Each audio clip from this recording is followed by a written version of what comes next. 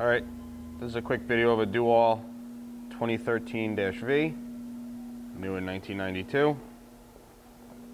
Serial number 457-922202.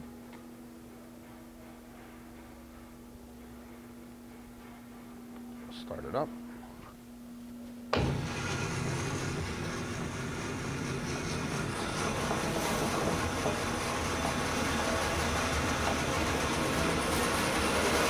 It's about 2,600.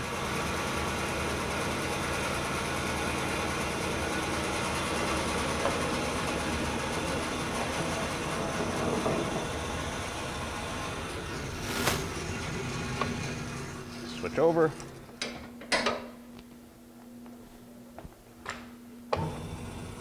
That's your low. It's about 55.